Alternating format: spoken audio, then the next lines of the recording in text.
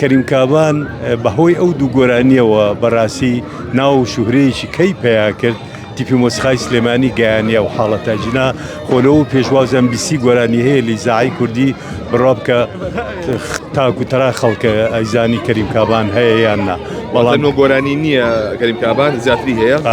زیاتری هەیە ئەوانەی زاعی کوردی زۆرە کاک دکتۆر تەها ئەو گۆرانیە چیادەوەریەک بیریتەوە خاتەوە ئەو گۆرانی کەریم کابان مێژووی سەروەری کاتە جۆلە و موزیکی و گۆرانی کەریم کابانە بێت ئەمە چیادەوەریەکە بیرەخاتەوە وڵا ساڵی 1974 بیرەخاتەوە کە پێشمەرگە بووین لە شۆڕشی ئەیلوولە تیپی مۆسیقای سلێمانی هەر هەمومان چوو بووینە دەرەوە بە خۆمان و ئامێر و ئامێری تۆمارکردن و ئەمانە بەس لەوێت ناوی تیپەکە گۆڕا و گۆڕیمان بە تیپی مۆسیقای شۆڕشون کە برادرانی دهۆک و هەولێر و کۆیە و ئەمانەش هەموو هاتن بۆ لامان ناومان ناتیپی مۆسیقای شۆڕش شەوی ئێوارە وەختێک کاکەریم لەو پێشەمە هەر ناومان بیست بوو لەیزاعی کوردی گۆرانی هەبوو ناومان بیست و هاو بۆ لامان بەجلیش کوردی و ئەمانە وتی بەیانی ئەڕۆم بۆ ئیزاعە ئێرە بەجێڵم ئێمە لە گوندێکا بووین وتی دوو گۆرانیم هێناوە بۆم تۆمارکەن ئێمەشمان وەڵی کاکەریم ئێمە گۆرانی زیاتر تۆمار ناکەین زیاتر سرود و نیشتیمەکان ئەینێرین بۆ زگەی ئەو کاتەی پێشمەرگە بۆ ئەوەی کەەوە ورەی پێشمەرگە هەموورەی خەڵکی بۆ سرودە نیشتمانیانە بەرزەبەوە بەڵام دڵێ ناشکێنین خەیناکە بۆ دەکەین ئەوە بوو بە من و کاک سەلاح ڕەوف و دکتۆر ئەلبێرت ئەیسا بە هەرسێکمان دانیشتین بەو شەوە نۆڵتە و مۆسیقاکەی و هەموویمان جێبەجێ کرد و داوامان کردن جا تیپی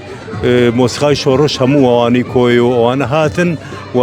بۆمان تۆمار کرد و کاسێتەکەیمان نایە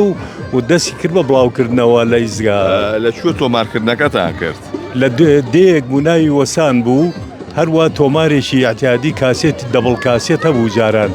ئەوە و کورسەکانیشمان تەنەکەی ڕۆن بوو و یەک مایکشمان هەبوو بۆ هەموو ئەو عاسفانە دەور و خوشتنی و مووەکەمانە و عسفمانە کرد و یەکیش بۆ گۆرانی بێژەک واتە ئەو ڕیکۆردەی ئێستا ئێمە گوێی لێگرین و بڵاوە ئەمە لەو گوندە تۆمارکراوە لەسەر تەنەکە دانیشتون عاسفەکان جارەکەیەتی نەخێر کە هاتینەوە بۆ سلێمانی دوایەوەی شۆڕشەکە تەواو بوو هاتینەوە بۆ سلێمانی لە تیپی مۆسیقای سلێمانی جارێک کە هەریایەنەوە بە من هەردوو گۆرانێکەیم بۆ ئامادە کردەوە ئەم جاریان پێشەشی مۆسیقاکەیم بۆ دوور و درێژتر کرد و جوانتر ڕازانمانەوە بە شێوازێکی عەسفێکی جوانتر و دوایی خۆشی تۆماری کرد لە تەلڤیزیۆن ئەو کلیپەی کە هەیە لەسەر دەریاچەی دووکانەوە ساڵی چەند ڕێکۆرد کراوە ئەوە لە ساڵی هەفتاکانایە ئەگەر نەبەر 76 و 75 و ئەوانەیە کە گەڕاینەوە لە شۆڕشی کوردی ئەو کاتە بەڵێ ئێستا کاتێکە جۆی لێ بێتەوە هەست بە چیەکەی وەڵاهی ئەو کاتانم بیرەخاتەوە هیچ و بیرمە خاکتەوە کە کەریم کابان بەهۆی ئەو دوو گۆرانیەوە بەڕاستی ناو و شوهرەیەکی کەی پەیا کرد تیپی مۆسیقای سلێمانی گەیانیە و حاڵەتە جنا خۆلەوە پێشوازم بیسی گۆرانی هەیە لیزاعی کوردی بڕاب کە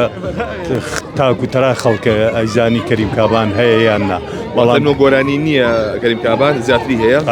زیاتری هەیە ئەوانەی زاعی کوردی زۆرە بەڵام ئەوەی لەگەڵ تیپی مۆسیقای سلێمانی هەیەتی یا چوار یا پێنجە یا شەشە هەرەوەنەیە هەر ئەوەنەیە بەڵێ بەڵێ دەستەکانە خۆش بێ کاک دکتۆر تەها ئەو گۆرانیە چیادەوەریەک بیریتەوە خاتەوە ئەو گۆرانی کەریم کابان مێژووی سەروەری ئەوە کاتێک گۆرانیانەوە مامۆستا ئەو سرودانیان ئامادا کرد دەنگ و نعرەتی میلەتێ بوو بۆ تێکۆشان بەرەو ئازادی بەرەو یەکسانی لە بیرمە هەر لەو کاتە سامی شۆڕش شەریکی نردەوێشتا کۆمەڵەی زەحمەکێشانی کوردستان دەستیان نەکرد و بە شۆڕش ئەڵێ خۆڕاگرن ڕۆژێدا دێ ڕەشەبا بە دەرگای سەرای سلێمانی ئەگرێتەوە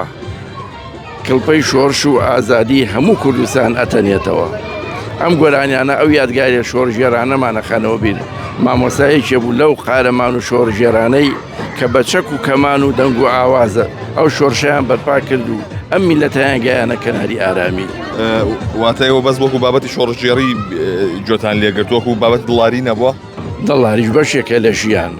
ئەو دڵە بەرگولەکەوێ ئەگەر خۆشەویستیتیانە بێ بەڵام خۆشەویستی نیشتیمان خۆشەویستی ئینسان هەمووی ئاوێتەن شۆڕشی عەبدیەکێکە لەو شۆڕشانە کە لە دڵیا خۆشەویستی و بەدەستی شێوە شمشێری حەق ڕوبەڕووی زاڵم و زوڵم